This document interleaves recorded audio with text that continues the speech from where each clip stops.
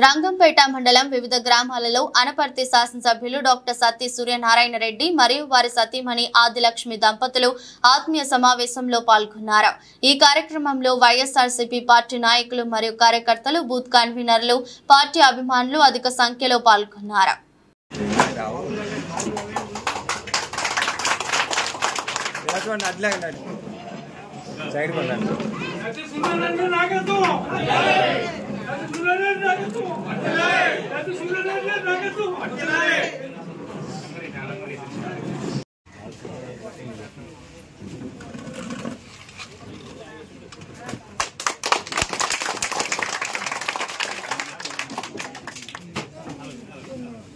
ఈ పక్క వచ్చండి.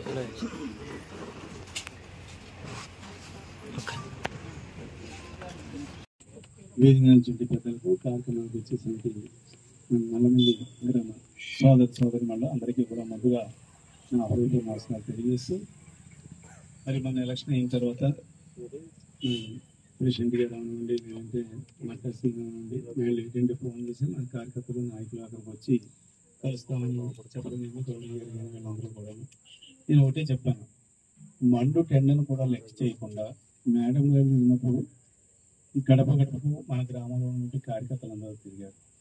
అదేవిధంగా పార్టీ క్యాన్వాసింగ్ చేశారు. ఎలక్షన్ టైంలో కూడా మంచి ఎండల్లో కూడా ఎవరు రెస్ట్ తీసుకోకుండా కష్టపడ్డారు. బూతుల్లో అంత గుళ్ళు చేసినా కూడా బూతుల్లో బూత్ ఏజెంట్గా కూడా కదలకుండా ఉన్నారు. మరి బూత్ ఏజెంట్లు, బూత్ కన్వీనర్ని, సచివాలయం కన్వీనర్ని, వాలంటీర్లని, కార్యకర్తల్ని, నాయకుల్ని కూడా కలిసి మీ గ్రామానికి వచ్చి వాళ్ళు చేసిన సహాయానికి చెప్పడానికి మీ గ్రామానికి నేను వస్తానని చెప్పడం జరిగింది. మరి మీ అందరికీ కూడా తెలుసు, మీ గ్రామం ఒకసారి ఆలోచించండి. నాకంటే ముందు 5 సంవత్సరాలు తెలుగుదేశం పార్టీ అధీనంలో ఉంది. వాళ్ళ హయాంలో ఎలా జరిగింది, నా హయాంలో ఎలా జరిగింది అన్నది మీరు ఒక్కసారి ఆలోచించండి. గ్రామాభివృద్ధి ఇన్ని రకాలుగా మరి నేను చేస్తే జగన్మోహన్ రెడ్డి గారు పలు సంక్షేమ కార్యక్రమాలన్నీ అమలుపరిచి ముఖ్యంగా పేదవాడిని ఆదుకున్నారు. అంతేకాకుండా దగ్గరలోనే మీకు జూనియర్ కాలేజీ మహిళలకు సింగంపల్లి హై స్కూల్లో పెట్టాం. అమ్మాయిలు ఇంటర్మీడియట్ చదవాలన్నా కూడా అనపర్తి ఈ రావక్కర్ లేకుండా ఇక్కడే ఉండే విధంగా మరి అది కూడా స్టార్ట్ చేసాం. అంతేకాకుండా మనకి ఎక్కడో రంగంపేటలో గవర్నమెంట్ హాస్పిటల్ ఉంది, మిగతా చోట్ల ఎక్కడ గవర్నమెంట్ హాస్పిటల్ లేదు. మళ్ళీ మండలంలో రెండోది వస్తే గవర్నమెంట్ హాస్పిటల్, అది సింగంపల్లికి శాంక్షన్ ఏం చేయాలి. ఆల్రెడీ అది కూడా స్లాబ్లు అయ్యాయి, అది కూడా కన్స్ట్రక్షన్ కూడా ఒక 5-6 నెలలు అది కూడా పూర్తయిపోవచ్చు. అంతేకాకుండా సింగంపల్లి సబ్ స్టేషన్ రావడంతో ఇక్కడ లో వోల్టేజ్ సమస్య కూడా ముఖ్యంగా రైతాంగానికి కూడా చాలా ఇబ్బందిగా ఉండేది. ఇళ్లలో ఫ్యాన్లు కూడా సరిగ్గా తిరిగేది, లో వోల్టేజ్ సమస్య లేదు. ఇవన్నీ కూడా నా హయాంలో మిగతా ట్రైన్లు, రోడ్లు ఇవన్నీ రొటీన్. అవి కాకుండా ఈ రకంగా మీకు సహకారం, డెవలప్మెంట్కి నేను సహకారం అందించాను. ఇన్ని రకాలుగా చేసిన చేయడమే కాకుండా మాకు కూడా రంగంపేట మండలం అంటే ఫస్ట్ గుర్తొచ్చేది నల్లమిల్లే. ఎందుకంటే ఇక్కడ ఏ కార్యక్రమం చేపట్టినా చాలా గ్రాండ్ సక్సెస్. గతంలో నేను గర్భవతి తిరిగినప్పుడు కానీ, అధికారంలో లేనప్పుడు తిరిగినప్పుడు కానీ ఎప్పుడూ కూడా ఈ గ్రామంలోంచే స్టార్ట్ చేశాం. చిన్న గ్రామం అయినా కూడా అత్యధికంగా కార్యకర్తలు, నాయకులు రావడం, చివరి వరకు కూడా ప్రోగ్రామ్ సక్సెస్ చేసే నాయకులు ఇక్కడ ఉంటాం. పార్టీకి నాకు కూడా ఒక అదృష్టంగానే భావించి ఎప్పుడైనా సరే ఇక్కడే స్టార్ట్ చేస్తున్నాం. ఈవేళ మరి ఇలా చెప్పుకుంటూ వస్తూ ఇక్కడ కార్యకర్తలను కలిసి అందరికీ కూడా ధన్యవాదాలు చెప్పడం జరిగింది.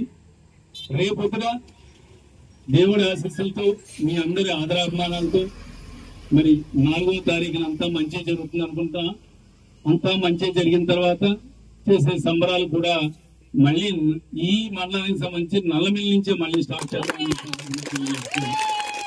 ఇన్ని రకాలుగా మరి ఈ గ్రామం అంటే నాకు, నేనంటే ఈ గ్రామస్తులకి కూడా అభిమానం. మరి ఓట్ల రూపంలో కూడా గతంలో చాలా చిన్న గ్రామం అయినా చాలా అత్యధిక మెజారిటీ మీ గ్రామం నుంచి ఇచ్చారు. అదేవిధంగా మరి మొన్న జరిగిన ఎలక్షన్ లో కూడా చాలా అత్యధిక మెజారిటీ మీ గ్రామం నుంచే నేను ఆశిస్తున్నాను. ఎందుకంటే జగన్మోహన్ రెడ్డి గారి సంక్షేమ కార్యక్రమంలో ఒక ఎత్తు, మనం చేసిన అభివృద్ధి కార్యక్రమంలో ఒక ఎత్తు, ఇవన్నీ కలిసి తప్పనిసరిగా మంచి మెజారిటీ వస్తుందని నేను భావిస్తున్నాను. ఇంకోటి కూడా చెప్పాలి ఇక్కడ, తెలుగుదేశం పార్టీ వాళ్ళు మేము 20,000 మెజార్టీతో గెలుస్తామని వాళ్ళు స్టేట్మెంట్లు ఇచ్చుకుంటున్నారు. వాళ్ళ ఇష్టం, వాళ్ళ స్టేట్మెంట్ వాళ్ళు ఇచ్చుకోనివ్వండి. పోయినసారి కూడా రేపు కౌంటింగ్ అనగా కూడా 4,000 మెజార్టీతో గెలుస్తున్నామని వాళ్ళు స్టేట్మెంట్ ఇచ్చుకున్నారు. రిజల్ట్ ఏమైందో కూడా తెలుసు. అదేవిధంగా వాళ్ళ స్టేట్మెంట్లు ఇచ్చుకోనివ్వండి. కానీ ఇక్కడ ఒక చిన్న కిటిక ఉంది. వాళ్ళ స్టేట్మెంట్లు ఇచ్చుకుంటానికి కూడా కారణం, రేపు పొద్దున గెలుస్తామని చెప్పకపోతే కౌంటింగ్ కి ఏజెంట్లు కూడా రాదు. అందుగురించే కౌంటింగ్ ఏజెంట్ల గురించి మనం గెలిచేస్తామని చెప్తే ఓహో అంత కార్యకర్తలు ఏది కదా వాళ్ళు రావడం జరుగుతూ ఉంటది. ఏది ఏమైనా రేపు 4వ తారీఖు అంతా మంచి జరుగుద్ది. తప్పనిసరిగా మనం విజయం సాధిస్తాం. అక్కడ జగన్మోహన్ గారు గుర్తించారు. అంతే కాకుండా ఎక్కడికక్కడే ఏ గ్రామాలను చూసినా సరే ఏదో రకంగా గొడవలు సృష్టించాలి, పోలింగ్ ని మధ్యలో డిస్టర్బ్ చేయాలి. గ్రామంలో మన శ్రీని గారి ఇంటి వద్ద ఏర్పాటైన ఈ కార్యక్రమానికి మరి అటెండ్ అయిన పెద్దలకు, అదేవిధంగా సింగంపల్లి గ్రామ సోదర సోదరిమణులకు అందరికీ కూడా ముందుగా నా హృదయపూర్వక నమస్కారం తెలియజేస్తూ, ఈ రోజున ఈ కార్యక్రమం ఏర్పాటు చేయడానికి ముఖ్య ఉద్దేశం ఏంటంటే, మన శ్రీని గారు మిగతా నాయకులు చెప్పారు, వెంకటేశ్వర గారు అయ్యింది అక్కడికే వస్తాం మిమ్మల్ని కలవడానికి. వద్దొద్దు, అక్కడికి వస్తే కొంతమంది మీరు వస్తారు, నాకు ముఖ్యంగా బూత్ కన్వీనర్లు, సచివాలయం కన్వీనర్లు, అదేవిధంగా వాలంటీర్లు, గ్రామంలో ఉంటే కార్యకర్తలు, నాయకులు అందరినీ కూడా అక్కడికి వచ్చి కలవాలని నా అభిప్రాయం. ఎందుకంటే మంచి మండు టెండర్లో పార్టీ గురించి కష్టపడ్డారు, పోలింగ్ రోజున అదేవిధంగా కష్టపడ్డారు. అటువంటి వాళ్ళకి ఏమి ఇచ్చినా తక్కువే, ఏం చెప్పినా తక్కువే, అయినా కూడా మీ ఊరు వచ్చే వాళ్ళకి ధన్యవాదాలు తెలియజేస్తానని చెప్పి మీ సింగంపల్లి గ్రామంలో మంచి మెజార్టీ రావాలి. పోయినసారి వచ్చింది, ఈసారి ఇంకా ఎక్కువ మెజార్టీ రావాలి. ఎందుకంటే మరి ఆల్రెడీ సీనియర్ చెప్పారు, తన 30 ఏళ్ల చరిత్రలో ఎప్పుడు కేవలం ఒక 5 సంవత్సరాల్లో మీ గ్రామంలో ఇంత అభివృద్ధి ఎప్పుడు జరగలేదు. కాలేజీ సుమారు 2 కోట్లు అనేది జూనియర్ కాలేజీ తెప్పించాం. ఆ స్కూల్కి 2 కోట్ల వరకు దానికి గ్రాంట్ ఇచ్చాం. అదేవిధంగా మరి ఓవర్ హెడ్ ట్యాంకులు అవనివ్వండి, డ్రైన్లు అవనివ్వండి, ఈ బిల్డింగ్లు అవనివ్వండి, తర్వాత ఇళ్ల స్థలాలు సుమారు 325 మంది పేదలకు ఇళ్ల స్థలాలు ఇవ్వడం జరిగింది. ఇవన్నీ ఒక ఎత్తు. గవర్నమెంట్ ఆసుపత్రి మండలంలో 2వ శాంక్షన్ అయింది. ఒకటి రంగంపేటలో ఉంది, 2వది శాంక్షన్ అయితే ఎక్కడ పెట్టమంటారో చెప్పండి, అక్కడే శాంక్షన్ చేస్తామని నాకు చెప్తే సింగంపల్లికే అది కూడా మరి నేను శాంక్షన్ చేయగలను. మీ అందరికీ కూడా ఆల్రెడీ స్లాబ్ కూడా అయిపోయింది కదండి, స్లాబ్ కూడా అయిపోయింది. బహుశా ఒక 5-6 నెలల్లో అది కూడా ప్రారంభోత్సవం జరుగుతుంది. అంటే పర్మనెంట్ గా ఒక డాక్టర్ అంటూ రాజా గారు ఏంటి వెనకాలంటే వెళ్ళండి అంటే ఎంబీబీఎస్ డాక్టర్లు వచ్చారు. అంటే ఇన్ని రకాలుగా చరిత్రలో ఎప్పుడూ లేని విధంగా మీ గ్రామానికి నా వంతు సహకారం చేశాను. కాబట్టి రేపొద్దుట ఓట్ల రూపంలో కూడా మీరందరూ కూడా అదే విధంగా సహకారం చేస్తారని నేను ఆశించడంలో తప్పు లేదని నేను అనుకుంటున్నాను. ఎందుకంటే ఈ వీటితో పాటు కొత్తగా వెంకటేశ్వర గారి లాంటి నాయకులందరూ కూడా, పలువురు జనసేన, తెలుగుదేశం సంబంధించిన నాయకులు కూడా మళ్ళీ మనకు జాయిన్ అయ్యారు. ఇవన్నీ కూడా మనకి అదనపు బలాలే. వీటి వల్ల తప్పనిసరిగా మనకి గతం కట్ట కూడా ఎక్కువ మెజార్టీ వస్తుందంటూ ఎటువంటి సందేహం లేదు. అంతేకాకుండా తెలుగుదేశం పార్టీ వాళ్ళు ఎక్కడికక్కడే పోలింగ్ రోజున కూడా ఏదో రకంగా గొడవలు సృష్టిద్దామని వాళ్ళ ప్రయత్నం చేశారు. కారణం, లేడీస్ విపరీతంగా క్యూల్లో ఉన్నారు. గొడవలు జరిగితే లేడీస్ చల్లా చెదరైపోతారు, ఓటింగ్కి రారు. మళ్ళీ పోలింగ్ రాకపోతే లేడీస్ అంటూ పోలింగ్ రాకపోతే నష్టపోయేది మనమే. అందుగురించే ప్రతి గ్రామంలోనూ కూడా నాయకులకు ముందే చెప్పాను, దయచేసి ఎవ్వరూ కూడా వాళ్ళకి కవ్వించినా కూడా మీరు ఎవరో కూడా గొడవలకి వెళ్ళొద్దు. లేడీస్ ఓటింగ్ చాలా బాగుంది, ఎక్కడా డిస్టర్బ్ అవ్వకుండా పోలింగ్ బాగా అయ్యేలాగా చూడండి అని మొత్తం అందరికీ కూడా చెప్పడం జరిగింది. అదేవిధంగా మరి సహకరించిన మీ అందరికీ కూడా నా హృదయపూర్వక నమస్కారాలు తెలియజేస్తూ,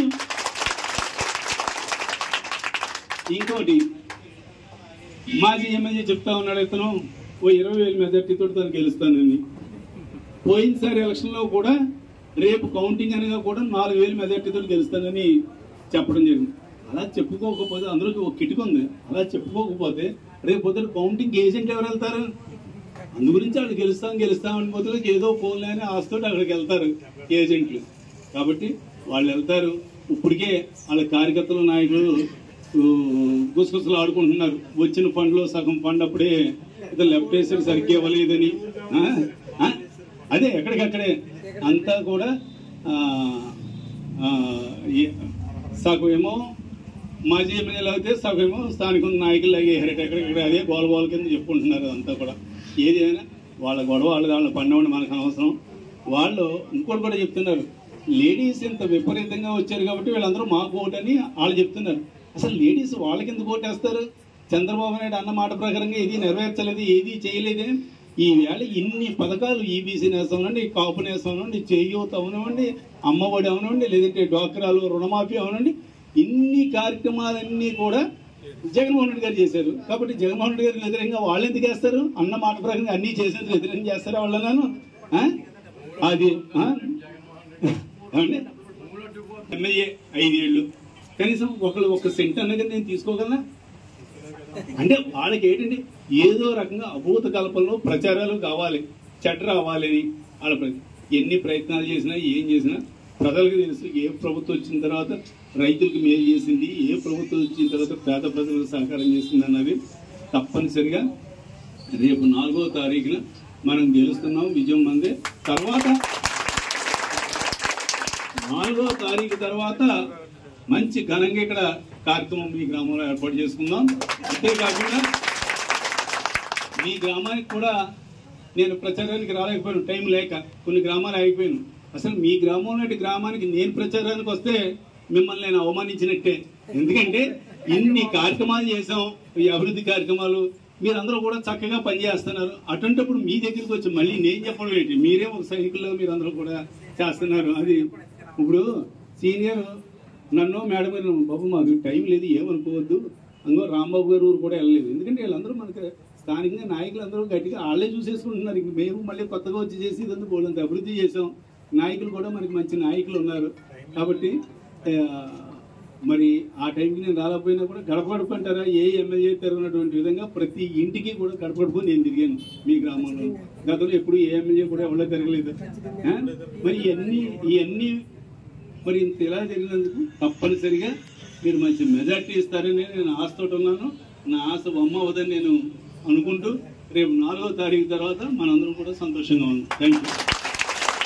మన సుభద్రంపేటలో ఏర్పాటైనటువంటి ఆత్మీయ సమావేశానికి ఇచ్చేసినటువంటి మన సుభద్రంపేట గ్రామ సోదరులకు, అదేవిధంగా పెద్దల రాంబాబు గారికి, ప్రెసిడెంట్ గారికి, మిగతా వారికి అందరికీ కూడా ముందుగా నా హృదయపూర్వక నమస్కారాలు తెలియజేస్తూ ఈ రోజున ఈ కార్యక్రమం ఏర్పాటు చేయడానికి ముఖ్య ఉద్దేశం కూడా మరి రాంబాబు గారు, ప్రెసిడెంట్ గారు కూడా చెప్పారు, అక్కడికి వచ్చి కలుస్తామండి అని అయ్యింది.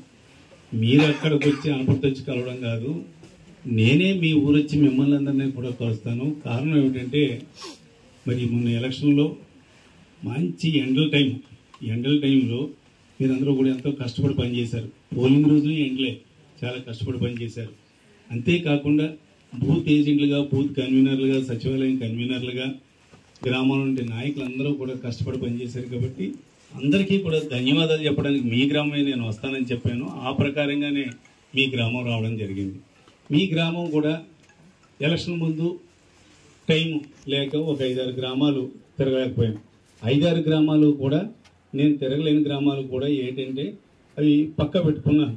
మనకి బాగా అస్తమానం ఆ గ్రామాల్లోకి మనం వెళ్ళడం, ఆ గ్రామాల్లో పలు అభివృద్ధి కార్యక్రమాలు చేయడం, ఆ గ్రామానికి మనం వెళ్ళకపోయినప్పుడు నాయకులందరూ కూడా అక్కడ చూసుకునే నాయకులు ఉన్నారు. అంతేకాకుండా గడపకు కూడా ఏ ఎమ్మెల్యే తిరిగినటువంటి విధంగా ప్రతి ఇంటికి, ప్రతి గడప కూడా, అపోజిషన్ గడప కూడా మరి తొక్కడం జరిగింది. ప్రతి ఇంటికి కూడా వెళ్ళడం జరిగింది మీ గ్రామంలో. అంత చక్కగా కార్యక్రమాలు నిర్వహించాం. అదేవిధంగా అభివృద్ధి కార్యక్రమాలు కూడా గతంలో ఎప్పుడూ కూడా కేవలం ఒక 5 సంవత్సరాల టైంలో ఏ ఎమ్మెల్యే చేయని విధంగా అన్ని రకాలుగాను కూడా ఈ గ్రామంలో అభివృద్ధి కార్యక్రమాలు చేశాం. ఇన్ని చేసిన గ్రామానికి వెళ్ళి ఇంకా కొన్ని తెలుగుదేశానికి అనుకూలమో లేదా బీజేపీకి అనుకూలమో గ్రామాలు ఉంటాయి. ఆ గ్రామాలు మానేసి ఇక్కడ తిరిగి ఇక్కడ కూడా బాగున్నది, ఎలాగే ఇక్కడ బాగుంది, కొంచెం ఏమైనా టైట్గా ఉన్న గ్రామాలు తిరిగితే మంచిదని ఉద్దేశంతో మిగతా గ్రామాలు కేటాయించి ఇక్కడికప్పుడు రాలేకపోవడం జరిగింది. ఏది ఏమైనా మరి మీ గ్రామంలో అనేక అభివృద్ధి కార్యక్రమాలు ఏ రకంగా చేపట్టానో మీకు తెలుసు. అదే అభిమానంతో మీరందరూ కూడా ఓట్లేసి గెలిపించారు. గతంలోనూ అదేవిధంగా ఇప్పుడు గెలిపిస్తారు. ఈ అన్నింటికంటే ముఖ్యం ఏంటంటే తెలుగుదేశం పార్టీ వాళ్ళు ఒక 20,000 మెజార్టీతో గెలిచేస్తామని వాళ్ళు చెప్పుకుంటున్నారు. సరే, ఖర్చు లేని మాట వాళ్ళు చెప్పుకుంటానికి ఏముంది, నోటికి పెట్టుబడి లేనిది వాళ్ళు ఎన్ని చెప్పుకున్నాడు. పోయినసారి ఎలక్షన్లో కూడా రేపు కౌంటింగ్ అనగా కూడా 4,000 మెజార్టీతో గెలుస్తామని కూడా వాళ్ళు చెప్పుకుంటాం జరిగింది. తర్వాత రిజల్ట్ ఏ రకంగా వచ్చిందో తెలుసు. వాళ్ళు ఎందుకు చెప్తారంటే అలా చెప్పకపోతే కౌంటింగ్ ఏజెంట్లు ఎవరో రారాళ్ళు. అందుగురించే మనం వస్తాం గెలుస్తామంటే ఏదో హుషారుగా కొంత కౌంటింగ్ కన్నా వస్తారని ఉద్దేశంతో వాళ్ళు చెప్పుకుంటారు. ఏది ఏమైనా గెలిపెవరదా ఏంటా అన్నది ఆల్రెడీ ప్రజలు నిర్ణయించేశారు. భగవంతుడి యొక్క ఆశీస్సులతోటి ప్రజలు ఆల్రెడీ నిర్ణయించేశారు. రేపు 4వ తారీఖుని బయట వచ్చేస్తుంది. అంతేకాకుండా మరి చాలా గ్రామాల్లో ఎలక్షన్ టైంలో ఏదో రకంగా గొడవలు పెట్టుకోవాలి. ఎందుకు కారణం, మహిళలు ఎక్కువగా వైఎస్ఆర్ కాంగ్రెస్ పార్టీకి ఓట్లు వేస్తున్నారు కాబట్టి ఏదోలా గలాటా సృష్టిస్తే మహిళలు చెల్లాచెదరైపోతే భయపడి మళ్ళీ పోలింగ్కి రాకపోతే మహిళలు కానీ ఓట్లు ఇవ్వకపోతే అడ్వాంటేజ్ మనకు అవుతున్న ఉద్దేశంతో ప్రతి గ్రామంలోనూ కూడా ఏదో రకంగా గలాటా సృష్టించడానికి ప్రయత్నం చేశారు. మీ గ్రామంలో కూడా అదేవిధంగా గలాటా సృష్టించడం జరిగింది.